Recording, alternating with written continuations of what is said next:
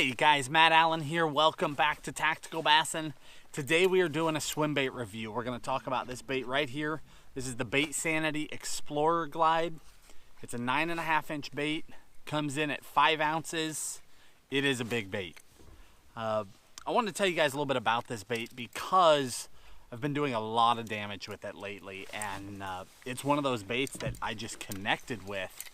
And I decided, you know, it's done enough for me in such a short period of time that it was time to talk about it. So this bait, in short, Tim and I decided to buy these, I don't know, like 3-4 months ago. They're on Tackle Warehouse. Down in the video description, we'll link everything for you.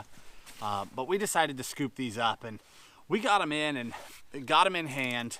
And my first look at it, it was not what I expected. And I put it on the shelf, and I do that all the time. You know, some baits catch fish, some baits catch fishermen. When I got it in hand, the paint job was not the paint job I thought, so I just hung it up and almost forgot about it. And it sat there for a while. And then one day I was headed to the lake, and I don't know why, I went and grabbed it and put it in the boat. Got to the lake and was fishing partway through the day. Pulled it out and looked at it and thought, you know, I'm going to throw this thing in the water. Pitched it in the water, and on the first cast, it looked so good. I mean, such a perfect, slow S-glide. Literally on that first little pitch, I went, oh man, I screwed up. I should have been throwing this thing for a long time. And I already talked about this in the seminar video we did, just briefly in passing, that I picked up this bait, made exactly 4 casts, and stuck a striper over 30 pounds. We started just smashing with this thing, and it's just kept right on going. I mean, it is an awesome, awesome bait. So I wanted to talk to you guys about the bait, how to fish it, the gear, the bait itself. The reason why is that when you get into big swim baits, the prices get pretty serious. You know, you can spend $200, $300, $400, $500 without trying, and you really don't know what you're getting. So here you're in that like $60 to $80 range. I don't remember exactly where it landed. So as giant baits go, it's inexpensive, but that's still a lot of money for a fishing lure. So you want to be confident when you make a purchase. So you want to know what you're getting. So back to the bait itself, 9.5-inch bait, 5 ounces. It's a hard body bait. Soft tail section, comes with decent hardware, size 5 split rings, 1/0 treble hooks. I will tell you, any bait that I buy, I don't care if I bought it for 20 bucks or if I bought it for 500 bucks. The very first thing I do with a giant bait is take all the hardware off and throw it in the trash. That's just personally speaking. And I'll tell you the reason why is when you're throwing giant baits, you are trying to get a giant bite. And you never, never, never want to have a failure. And I honestly couldn't tell you whether it had fantastic hardware on it or not because I took it off. I will never risk it on any bait. It's too easy of a thing. I take it all off. I put hyperwire split rings back on. I put Gammy or Owner hooks, you know, really good quality hooks back on. In this case, those are Owner ST36s, 1/0, hyperwire size 5 split rings. And then you just know that it's solid. There's no question. You never worry about it. You know exactly what you're doing. So right out of the gate, change all the hardware, but I didn't mess with any of the balance or anything. But the way the bait fishes is a super slow, methodical S. So you can speed it up pretty good and get a little bit tighter action. It's not a burning bait. You're not going to burn that thing full bore. You're going to slow roll it. You know, we like to twitch and work the baits a lot. It's got a very aggressive twitch and kick. Looks really, really good. It's phenomenal for our style of fishing. Phenomenal. And the fish seem to agree. Now, the one thing I've noticed action-wise is the bait has a little bit of a nose rise to it. It's neither here nor there, but if you're purchasing a bait, you want to know that. A touch of nose rise. So when you twitch it, it'll come up just a little bit.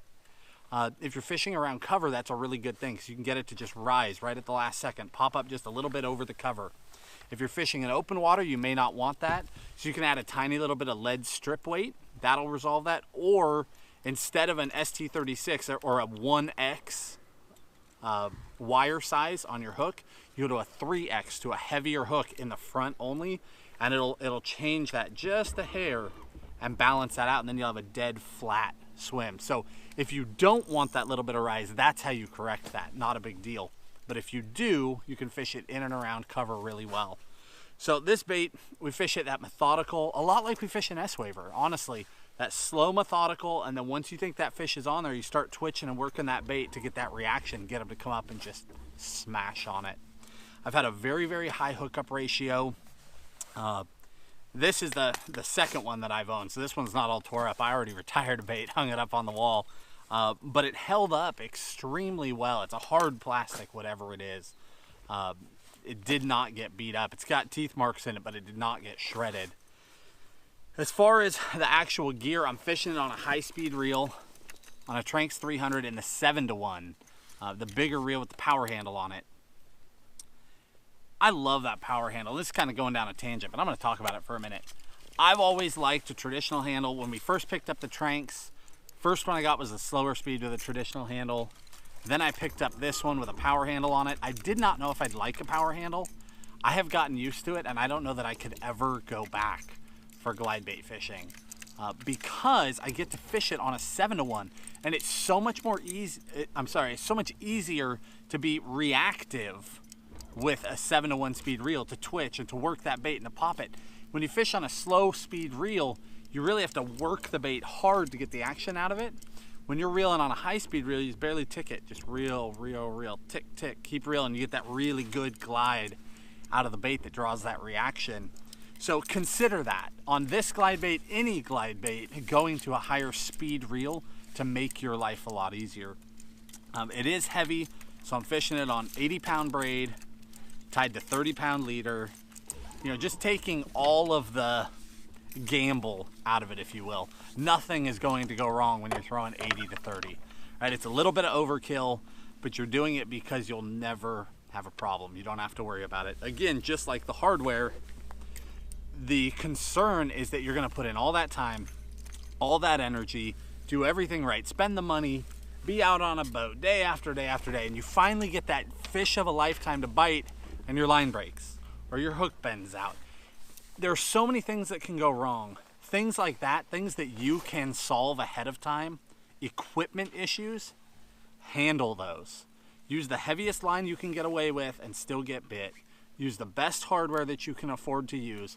Put all the odds in your favor so that when that true giant does bite, you are ready to rock. No concern, you know you've got them. At the very least, all the equipment is going to work properly. If you ever have an issue, you know it wasn't you. Because when you lose a big one and you're laying there in bed the next night or a month later or 2 years later thinking back on that giant that you lost, you want to know that it wasn't because of something you did. All right, back to the bait. Comes in, the standard one comes in a matte trout finish. They have a second one that's a carp, which also just looks like a really good generic bait fish, big minnow style. Looks really, really good as well. And it's more of like a photo finish. This is a true matte painted finish. That's more of a photo finish. Both are killer colors. It depends on what you're imitating. So far I've done the most damage on the trout, but haven't had the time to throw the carp a lot yet. Definitely going to explore that here in the future. But guys, the bottom line is it's a bait that I would recommend. It's a bait that I've already caught a pile of fish on. I really like the way it looks in the water. I really like the way the fish are reacting to it. It's a bait worth taking a look at.